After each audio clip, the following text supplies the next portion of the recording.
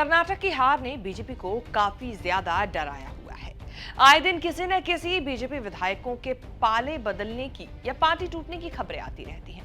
अब बीजेपी के बेहद सीनियर विधायक बसनगौड़ा पाटिल यतनलाल ने ऐसा बम फोड़ा है कि पार्टी सहमी हुई है। लपेटे में आ गए हैं कर्नाटक में बीजेपी के सबसे बड़े नेता येदियुरप्पा, जिनके खिलाफ बोलता कोई नहीं है। पार्टी के अंदर से आरोप लगा है येदियुरप्पा के सीएम रहते कोविड के समय 40,000 करोड़ का घोटाला हुआ। बसनगौड़ा पाटिल यतनलाल ने खुली चेतावनी दी है कि अगर उन्हें पार्टी से निकाला तो कोविड के समय येदियुरप्पा सरकार के 40,000 करोड़ के घोटाले में शामिल लोगों के नाम उजागर कर देंगे। बसनगौड़ा ने घोटाले की पोल पट्टी खोलने की धमकी देते देते घोटाले के धागे भी खोलने शुरू कर दिए। दावा किया कि कोविड के समय 45 रुपए के मास्क के लिए कर्नाटक की येदियुरप्पा सरकार ने 485 रुपए कीमत रखी थी। हर मरीज से 8 से 10 लाख रुपए इलाज के बिल के नाम पर वसूले।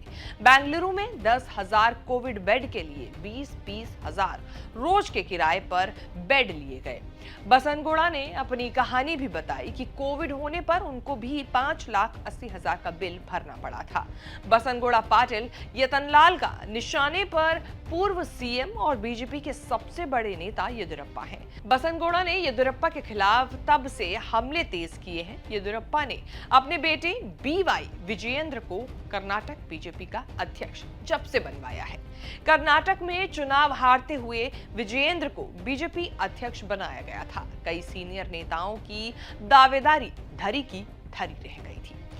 40 इसी नंबर से कर्नाटक की राजनीति पलटी। यही नंबर फिर चर्चा में है। विधानसभा चुनाव में कांग्रेस ने बीजेपी सरकार पर 40% कमीशन खोरी का आरोप लगाया था।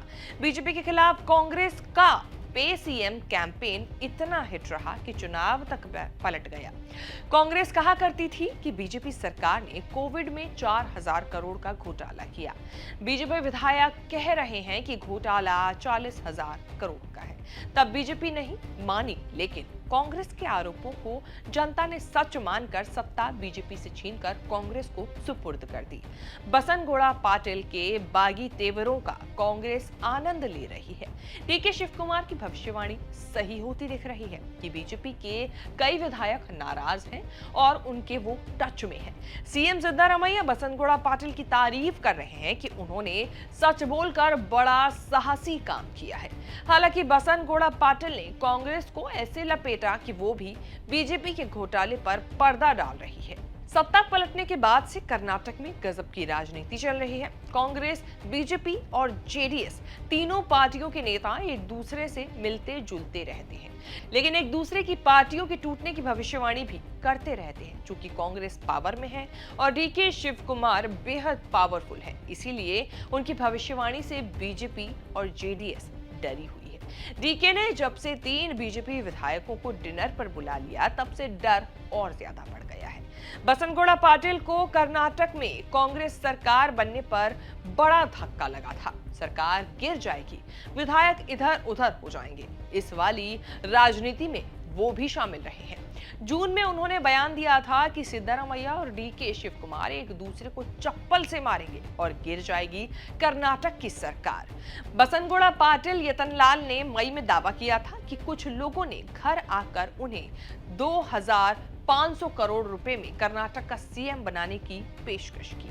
60 साल के बसनगौड़ा पाटिल यतनलाल बीजापुरा सीट से बीजेपी के विधायक हैं। जितने सीजन्ड पॉलिटिशियन हैं, उतने सेंसेशनल भी।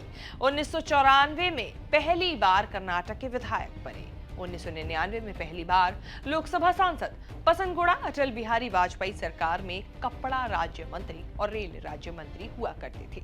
बीजेपी से उनकी बनती बिगड़ती रही है। 2010 में बीजेपी से जेडीएस में चले गए। वापस आने पर टिकट कटा तो निर्दलीय चुनाव लड़ने पर फिर निकाले गए। वापस लौटे तो बीजेपी टिकट पर चुनाव जीत गए। कर्नाटक बीजेपी में हिंदुत्व के प्रचंड समर्थन वाली लाइन पर राजनीति करते हैं। हेट स्पीच के लिए भी विवादों में रहे हैं।